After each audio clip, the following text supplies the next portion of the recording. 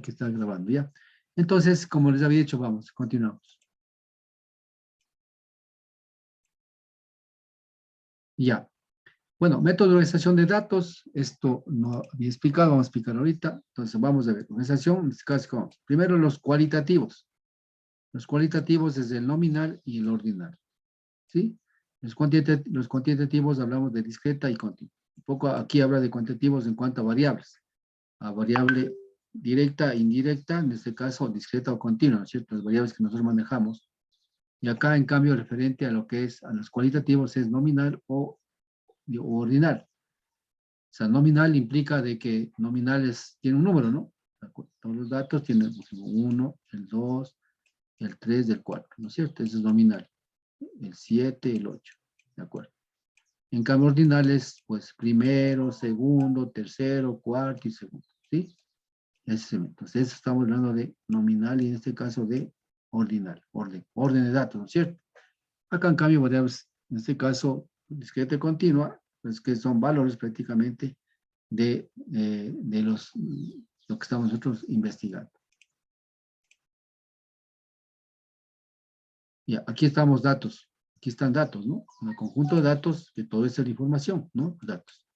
Los cualitativos. ¿Cuáles son los cuantitativos? Por ejemplo, yo puedo trabajar. Cualitativos son, por ejemplo, diagrama de pastel. Cualitativo, ¿no? ¿Sí? Diagrama de pastel, diagrama de barras, ¿sí? Diagrama de barras, bueno, compuestas, ¿no?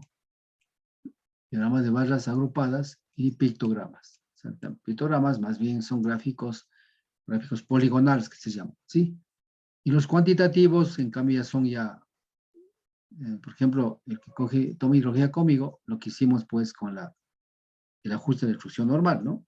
Histograma, los histogramas, polígonos de frecuencia, la ojiva, que en este caso es la curva de masa, ¿no es cierto? Que es esta curva, grama de dispersión, cuadros. Grama de dispersión son simplemente esto, ¿no? Tenemos información toda la naturaleza, ¿sí? Están dispersas y esto pues podemos ver sus tendencias y lo demás. Y lo que son los cuadros. Entonces, de esta manera podemos nosotros organizar nuestra información, ¿sí? Listo. No sé si es que tiene alguna pregunta ahí. Creo que ustedes ya eso también trabajando. Ya, ¿qué debe llevar un gráfico? Bueno, todo esto son recomendaciones por si acaso. Cada cual tenemos nuestra forma de hacer nuestros gráficos. Es más, a veces depende. ¿De qué depende? Depende de en este caso, por ejemplo, cuando ustedes escriben un paper, ¿de qué depende? Depende de a dónde van a escribir, ¿no es cierto? Ellos tienen formato, ¿no es cierto? Es decir, los cuadros tienen que ir de esta manera, el título va arriba, abajo va tal cosa, ¿no es cierto? La figura, todas esas cosas, el tamaño de tantos píxeles por tantos píxeles, todas esas cosas, ¿no? Entonces, eso ya es de acuerdo a la revista que ustedes escriban, ¿sí? Con la revista que ustedes escriban, o de acuerdo, en este caso, a las normas APA, lo que sea, ¿no es cierto? Pero aquí lo único que se recomienda que debe tener, digamos, llevar un gráfico. El número gráfico, este puede ser interno, y obviamente no pongo interno, siempre un gráfico pongo afuera. Todo este título quito de aquí, voy acá arriba. Y acá solamente va el gráfico, aquí va el eje que significan las X, que significan allí, bueno, aquí es pastel, ¿no? ¿Qué significa esas cosas? Pero la información que necesito un gráfico es todo esto. ¿Por qué? Porque yo observo un gráfico y sé qué información está acá y puedo interpretar directamente. Y aquí pueden ver los porcentajes, esto más va a colores, ¿no es cierto? En este caso, ¿no es cierto? Y aquí estamos la fuente o nota. O sea, aquí quiere decir de dónde vienen estos datos. Por lo general, estos datos, esto yo también saco afuera, acá. Pongo acá, esto pongo acá. ¿Sí? ¿Por qué? Porque me permite, pues, en el caso cuando yo hago el estudio o hago la investigación, me permite de pronto ir variando el gráfico número tal, gráfico 5, gráfico 6, lo que quiera. El resto, en cambio, como ya tengo del Excel, entonces ya tengo que regresarme al Excel otra vez a cambiar. Entonces, mejor el gráfico está hecho acá y el gráfico, este título lo pongo acá arriba, ¿sí? Y me permite enumerar todo correctamente mi estudio. Entonces, ¿qué quiere decir con esto? Simplemente esto es una forma de indicar qué información nomás debe estar ubicada en un gráfico. No digo que esta tiene que estar, así tiene que ser, ¿sí? Ya depende cómo le soliciten o depende cómo ustedes presenten sus trabajos.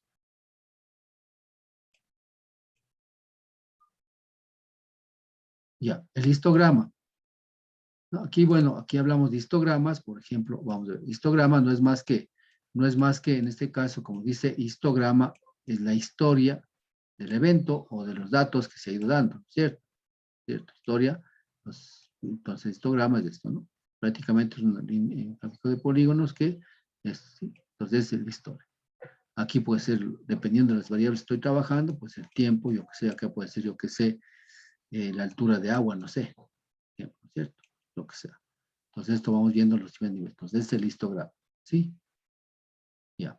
El polígono de frecuencias, pues en este caso, pues trabajamos con lo que es la frecuencia la que por ejemplo, yo puedo trabajar lo que es frecuencia relativa y frecuencia relativa acumulada. En este caso sería el FM de X, en este caso de XY, o de XY, no XY, que es igual al caso al NI sobre N, ¿sí?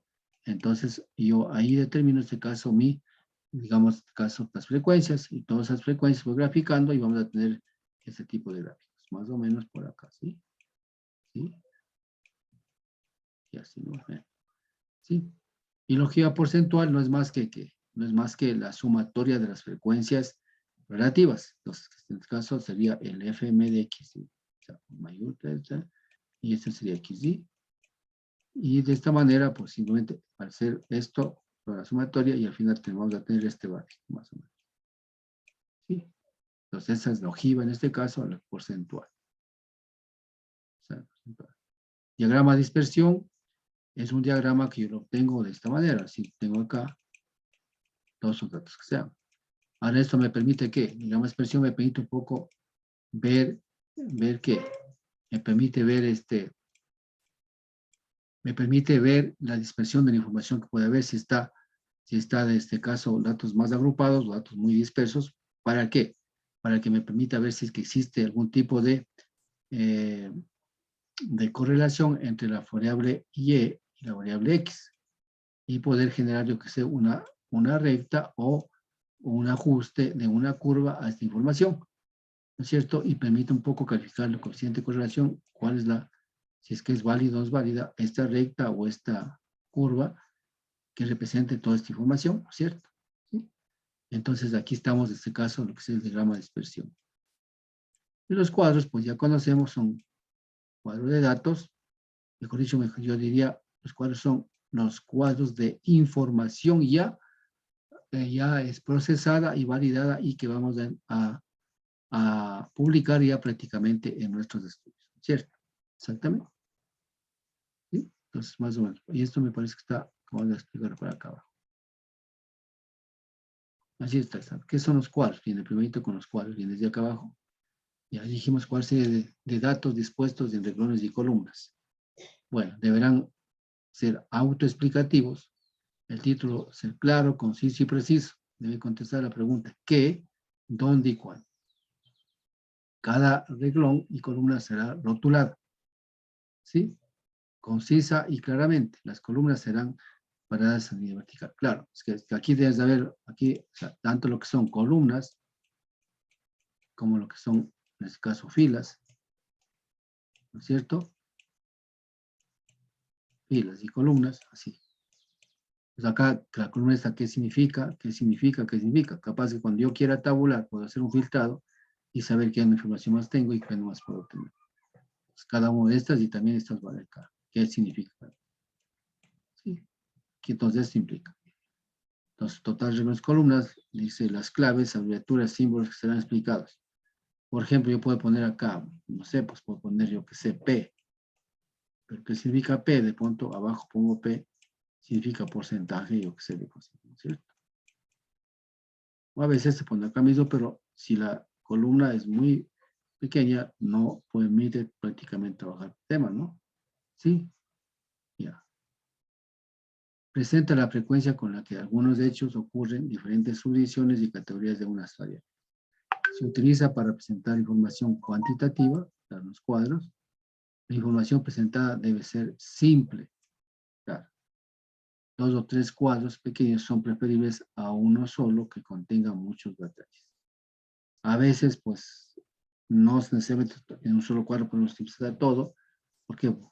Porque a veces se confunde, ¿no? Entonces, es mejor presentar 2 cuadros diferentes de pronto, de la misma información, de la misma situación, pero que explique tal o cual cosa de lo que estamos investigando. Ya. Aquí está más o menos el cuadros que nomás debe tener. Todo esto, como les comienzo, pues, digo de nuevo, estos son full sugerencias, ¿no?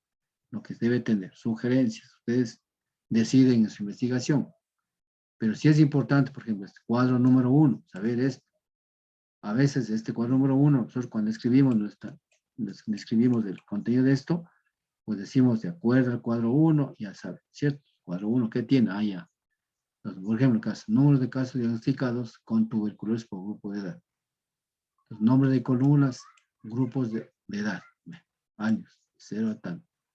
¿Sí? Nombre de reglones. En este caso, pues aquí están nombres de reglones. Totales del total, ¿ya? Y aquí dice separación de las columnas. La separación de las columnas, ¿cómo se separa? De cada columna, ¿no es cierto? Sí. Y aquí la fuente. La fuente, por ejemplo, ¿de dónde sacamos esta información? Por lo general, la fuente, en este caso, si es que es en este caso o el propio, pues pones elaboración propia, lo que sea, ¿no es cierto? O de dónde sacó la información. Yo en mi caso pongo información de INAMI y elaboración de mi nombre, ¿no es cierto?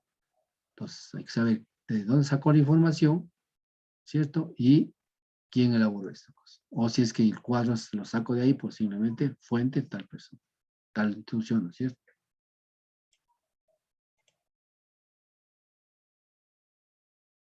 ¿Qué decir el histograma? Un poco ya les había explicado el gráfico, pero el histograma es una gráfica de distribución de frecuencias. ¿Sí? Distribución de frecuencias del histograma, pues yo había dicho que es esto, pero también esto lo puedo transformar en cuál. Si esto cada uno es un punto, ¿no es cierto? Un punto, entonces viene a ser esto, ¿no? Ser esto.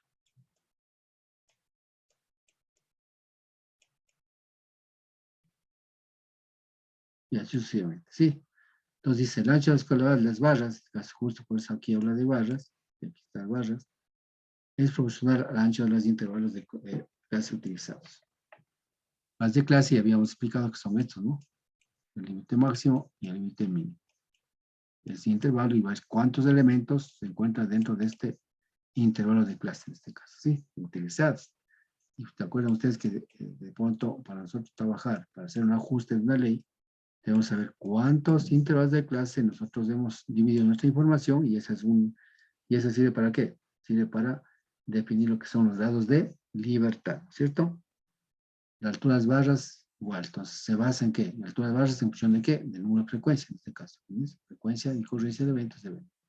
El ancho, en cambio, de acuerdo a cuál? De acuerdo al ancho, en este caso, de este intervalo, de ancho de aquí. Y al intervalo de clase. Bien. Entonces es posible graficar. Todos lo hacemos aquí en Alexa.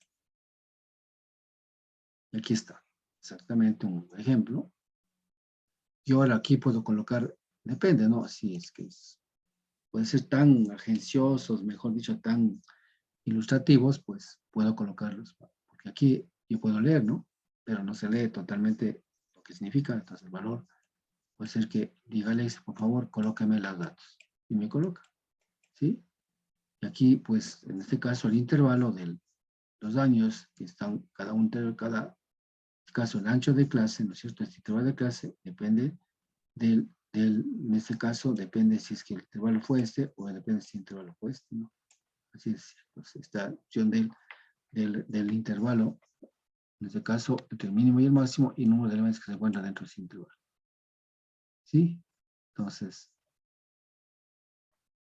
bueno, aquí en el gráfico hay que poner lo que es en el contiene el eje de las X y también el eje de las Y. Aquí no está, ¿no? Aquí no he puesto, pero aquí tengo que poner qué significa esto. Exactamente. Datos, porque yo puedo leer esto, qué significará esto, qué significa esto, pero este de acá sí sé, ya, de pertenece a una estatura, ¿ya?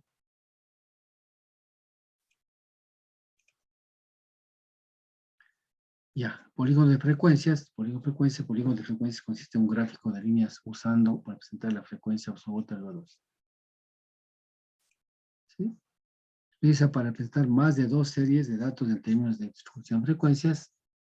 Los datos son más claramente presentados como polígono de frecuencias que desde el histograma. El área del polígono debe ser igual a aquella que hubiera tenido el histograma elaborado con los mismos todos, en este caso, en los datos. Es necesario ser el polígono conectado al punto primero. ¿Sí? Lo que está diciendo aquí simplemente es que el polígono de frecuencia, ¿no es cierto? Polígono de frecuencias puede ser, yo puedo graficar en este caso este tipo de frecuencia, en este caso frecuencia de lo que es la observada y puedo calcular lo que es la frecuencia calculada. Entonces yo puedo tener estos dos tipos de gráficos y así ir teniendo los datos de otras frecuencias y las otras frecuencias. ¿Sí? Entonces lo que estamos haciendo en este caso, estamos lo que es el polígono de frecuencias. Entonces esto representa, yo que sé, a un elemento observado y esto representa un elemento calculado. A través de cualquier ley estadística he calculado y me da este valor. Solo si es que el observado, o sea, esté por acá, el calculado prácticamente había un error cero, ¿no? ¿Sí? En este caso, chi cuadrado cero. ¿Sí? Bien. Dice, será el polígono conectado a los puntos internos, sí. Ya. Ahora eso también puede ser que, lo estamos dando ahorita en barras, ¿no es cierto? Caso. Pero puede ser también elaborado de esta manera, ¿no? ¿Sí? ¿Sí? Y pues la otra tendría en este caso, pues el otro tendrías que poner esto. Entonces hablamos del observado y aquí el calculado, ¿sí? Podemos poner eso. Tranquilamente lo hacemos esto.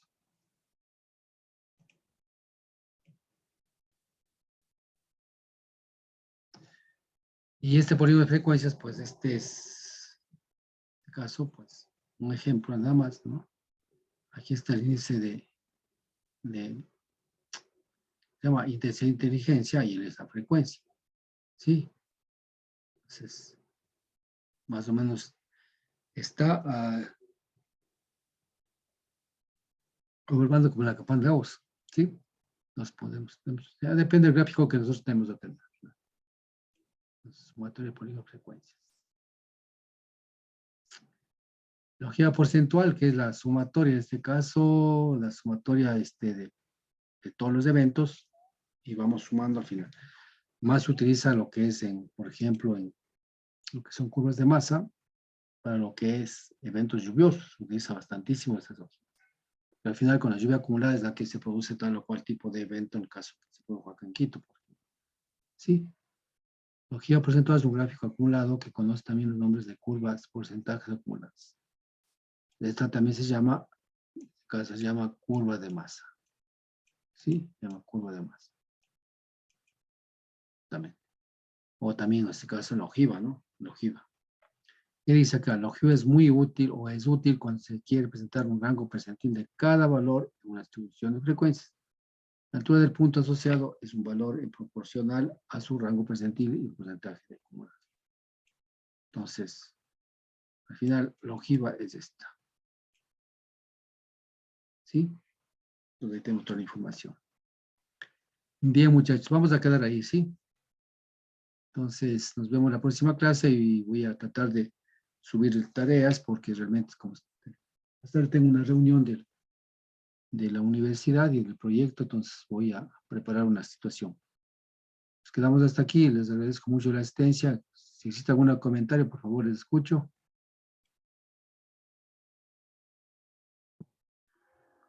¿Aló? Era sobre lo que eso tenemos que implementarle con nuestro proyecto, ¿verdad? Este no, y aquí ya no. O sea, esto ya es Ah, cuando ya, ya. ustedes hagan el Es solo proyecto. algo general, entonces. Claro, este es algo general cuando ustedes ya, o sea, por eso dije, escucharon que dije, cuando ustedes ya aprueben el proyecto, entonces ya tienen que comenzar a qué? A recolectar la información y comienzan ya a validar su información y al final a hacer todas esas cosas.